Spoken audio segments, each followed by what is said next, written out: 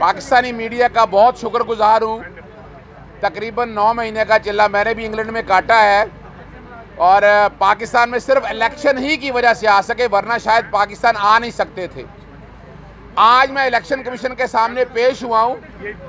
मैंने 2 केसों में मेरी टीम ने वाज़े तौर पर सबूत रखे हैं। जरा सुनिएगा सबूत क्या है।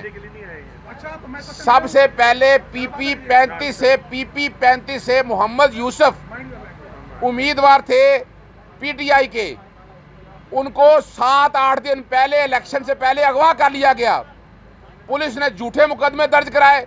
पहले गुजरांवाला में डिस्चार्ज हुआ, फिर सियालकोट में, हाँ लाहौर हाई कोर्ट ने सख्त एक्शन का कहा और फिर हाफिजाबाद ले गए और फिर उससे बाकायदा रिटायरमेंट पे जाली दस्तखत करवा के उसको रिटायर करवा लिया गया। रिटर्निंग ऑफिसर दौड़ लगाता रहा, उसको लिखा कि नहीं भाई कोई रिटायर नहीं हुए, और उसी दौरान हाई कोर्ट ने रिपोर्टें मांगी और इलेक्शन लड़ा और मोहम्मद यूसुफ हजारों की लीड से जीत गया। यानी इतना कुछ फसाइयत करने के बावजूद एक सादा सिंपल से कि पाकिस्तान तहरीक इंसाफ का कैंडिडेट था और ये जो जुल्म हुआ आपने सारा देख लिया। उसके बाद धांधली की गई, फॉर्म 45 तब्दील किए गए। ये अदालत के सारे सामने चीज़ें, कमीशन के सामने सारी चीज़ें रख दी हैं। हाई कोर्ट में भी पहले गए हैं। 22 तारीख के लिए रिटर्निंग ऑफिसर को बुलाया है, नोटिस किए, रिकॉर्ड मांगा है। अगली धांधली सुन लें। NA 158 की ताहिर इकबाल साहब MNA के कैंडिडेट थे और पता है आपको कैंडिडेट कौन थी? तहमीना दौलताना। पहले तो 30 दिन पहले प्रिजाइडिंग ऑफिसर बदला नहीं जा सकता, इसमें प्रिजाइडिंग ऑफिसर बदले गए, मर्जी के लगाए गए। फिर जब इलेक्शन जीत गए, और कमाल की बात है हमारे पास सबूत है, वीडियो मौजूद है, तहमीना दौलताना मुबारकबाद देती रही कि इलेक्शन जीत गए हैं आप, वो खामोश बैठी रही। फिर आपको पता है फेविकॉल आप गया, फेविकॉल ने कमाल दिखाया यहाँ पर। अब मुझसे फेविकॉल ना पूछिएगा क्या है और क्या हुआ, रिजल्ट बदल गए। वो फेविकॉल इतना मजबूत है और वो रिजल्ट हमने सारे कंपाइल कराए हैं।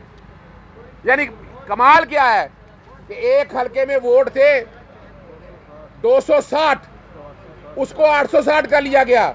356 थे, उसको 956 कर लिया गया। यानी इस तरह कोई तकरीबन 14,377 की लीड से जिता दिया गया।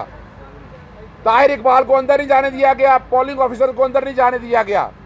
अब ये सारी चीज़ों को सामने रख के जो जुल्म किया है, इसके सारे सबूत हमारे पास मौजूद हैं और हम बहुत जल्द, एक तो इसमें भी नोटिस कर दिया है, तहमीना दौलताना को भी बुला लिया है 22 तारीख के लिए और बाकायदा रिटर्निंग ऑफिसर को भी बुला लिया है।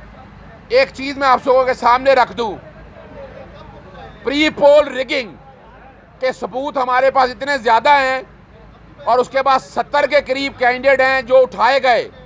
हमने वो रिकॉर्ड भी सारा इकट्ठा कर लिया है और या तो बराह रास्त हाई कोर्ट्स में आया जाएगा या बराह रास्त सुप्रीम कोर्ट में ये लाया जाएगा कि ये किस लेवल पे, मैसिव लेवल के ऊपर धांधली की गई है। पाकिस्तान तहरीक इंसाफ की 70 सीटें छीनी गई हैं और इस तरह की धांधली रिकॉर्ड में कभी नहीं हुई है। और इसका एक ही वजह है, इन सब के पीछे फेविकॉल है। फेविकॉल नहीं पूछना आपने मुझसे कौन है। आप छोटी सी बात याद रखिएगा, अगर आप लोगों को कल याद हो, प्रेस कॉन्फ्रेंस सबसे पहले किसने की? शहबाज शरीफ ने। उसने आगे इलेक्शन कमीशन पे एतमाद का इजहार किया। फिर एक्स सर्विसमैन सोसाइटी आई, उन्होंने भी एतमाद का इजहार किया। उसके बाद बिलावल भुट्टो आ गए और बिलावल भुट्टो शहबाज शरीफ को वज़ीर आज़म नहीं देखना चाहते थे। और फिर क्या हुआ, नतीजा आपने देख लिया। हुकूमत बनाने जा रहे हैं, अक्सरियत है नहीं, शर्म से डूब मारने का मकाम है। ज़रा सा स्पोर्ट्समैन स्पिरिट होता तो जमात इस्लामी से सीख लेते, तहरीक लब्बैक पाकिस्तान से जीत लेते, प्राइवेट कैंडिडेट जो मुस्लिम लीग नून के थे उनसे सीख लेते कि भाई जो वोट डला है पाकिस्तान तहरीक इंसाफ का, वो उसका वोट है और ये उनका हक है। इन सब को चाहिए कि कौम के सामने कुरान पे आकर कसम दें कि वो इलेक्शन जीते हैं। कौम को समझ आ जाएगी, सारे भाग जाएंगे। मुतालबा एक ही है, इलेक्शन कमीशन के पास एक वक्त है अपनी गलतियां सुधारने का। तकरीबन 150 या 100, 100 150 के करीब पिटीशन आ चुकी हैं। क्या सबूत है इस बात का? 859 इलेक्शन में से कितने डिस्प्यूट हो गए? अब एग्जैक्ट तो नहीं मुझे पता, लेकिन 100 से 150 करीब पिटीशन है, तो ये तो 25% से ज्यादा डिस्प्यूट हो गया। यानी 1/4 इलेक्शन से ज्यादा डिस्प्यूट हो गया है कि जिसमें धांधली हुई है। तो इलेक्शन कमीशन को अब सोचना है कि ये सीटें वापस देनी है, वरना तो फिर नया इलेक्शन बनता है। ये सोचना है इलेक्शन कमीशन को। Thank you. सर, फेविकॉल का नाम आप नहीं ले रहे, ये खौफ की वजह है या कदम में कहीं आप भी गायब ना हो जाए? देखिए फेविकॉल का नाम मत पूछिएगा ना।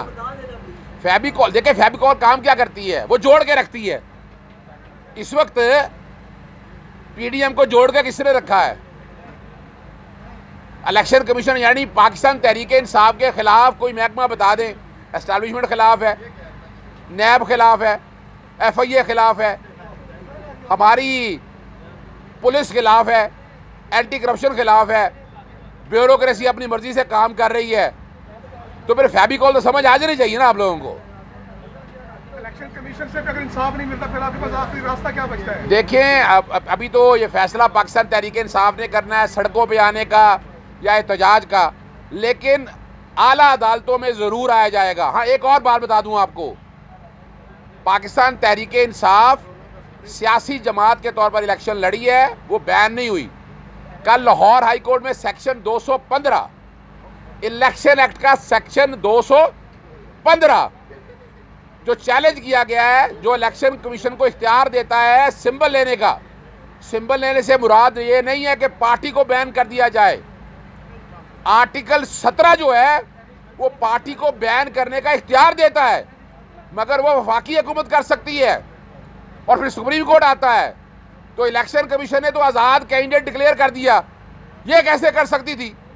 पाकिस्तान तहरीक इंसाफ जब तक बैन नहीं होती है, ये पाकिस्तान तहरीक इंसाफ के कैंडिडेट है।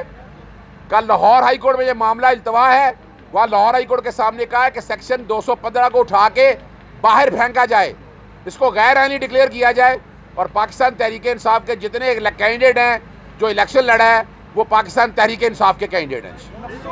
Thank you. देखिए, एक मखसूस रिश्तों का सुन लीजिएगा। मखसूस रिश्ते जो हैं ये प्रोपोर्शनेट के मुताबिक आनी है। पाकिस्तान तहरीक इंसाफ ही की ये सीटें हैं, ये कोई और नहीं ले सकता। ये नहीं है कोई और ले जाएगा, प्रोपोर्शनेट पे मिलनी है, और ये पाकिस्तान तहरीक इंसाफ की सीटें हैं और ये हमें मिलेगी और हम लेकर रहेंगे।